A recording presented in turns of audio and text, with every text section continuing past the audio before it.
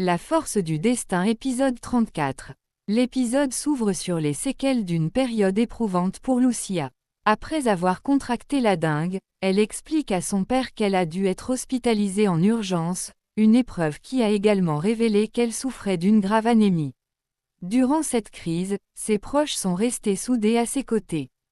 Pourtant, la véritable source de son angoisse est d'ordre psychologique, elle porte un lourd secret de famille. Lors d'une conversation intime et pressante avec son père, Lucia craque. Elle lui confie que le silence devient chaque jour plus insoutenable.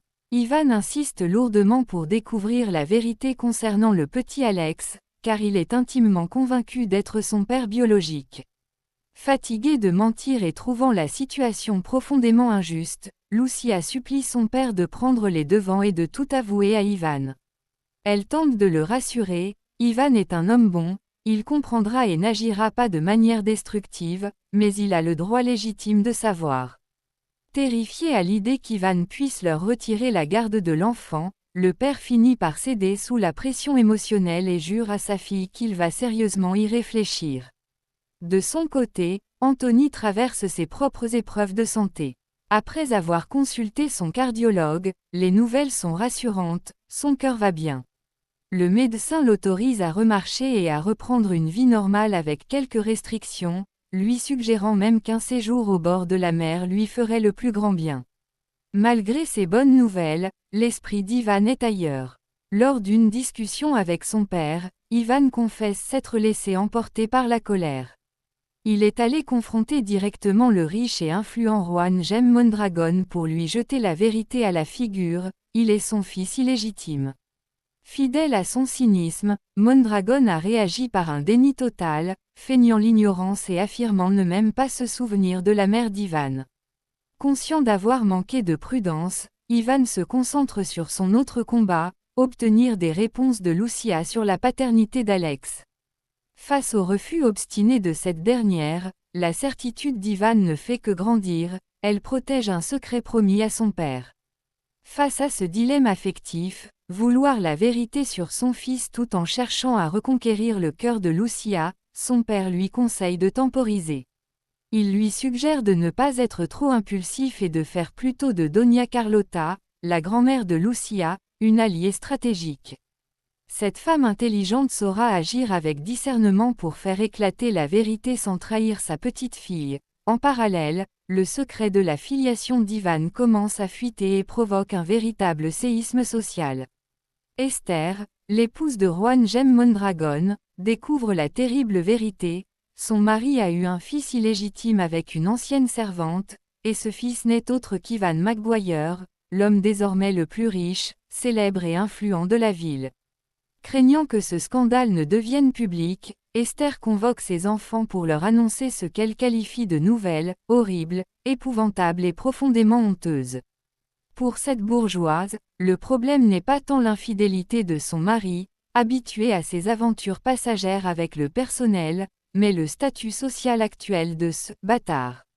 Elle décrit Ivan comme un homme dangereux et calculateur, guidé par l'argent, qui pourrait chercher à détruire leur famille pour venger l'affront fait autrefois à sa mère. De son côté, David, le frère, apprend également la nouvelle. À la grande surprise de tous, il se réjouit ouvertement d'avoir Ivan pour demi-frère. Il en discute d'ailleurs directement avec lui au travail. Ivan rassure David, pour lui, être le fils de Mondragon n'est en aucun cas une source de fierté, et cette situation n'entachera en rien leur excellente relation professionnelle et personnelle. Malgré les attaques venimeuses d'Esther sur le statut d'Ivan, l'un des fils Mondragon prend courageusement la défense de son patron. Il rappelle à sa mère qu'Ivan l'a magnifiquement accueilli dans son entreprise, ignorant les rumeurs pour ne juger que ses compétences en lui offrant un poste de choix. Il affirme haut et fort que si leur père, Juan Jem, est furieux de voir son fils légitime travailler pour son fils illégitime, c'est uniquement son problème. Cette crise permet au jeune homme d'ouvrir les yeux sur la nature toxique et sadomasochiste du mariage de ses parents, poussant sa mère à se valoriser et à s'émanciper d'un mari tyrannique. Pendant ce temps, dans les bureaux d'Ivan, l'ambiance est au travail et à la construction. Ivan s'assure auprès de ses collaborateurs de la bonne avancée des affaires, notamment la régularisation d'actes de naissance et de documents officiels chez le notaire pour des propriétés foncières. Camilo, de son côté, refuse poliment une offre de crédit de la part de l'entreprise d'Ivan.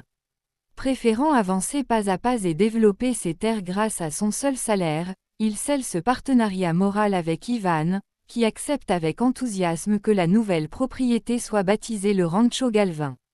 L'épisode se termine sur une note beaucoup plus intime et émouvante. Lucia, accompagnée de Doña Carlota, se rend chez Gerardo pour rendre visite au petit Alex. C'est l'occasion pour les deux femmes de faire la connaissance de Carolina, la tante du jeune garçon. Alex est fou de joie de revoir sa famille et de partager ses moments de jeux vidéo. Un échange particulièrement touchant s'établit entre Doña Carlota et l'enfant.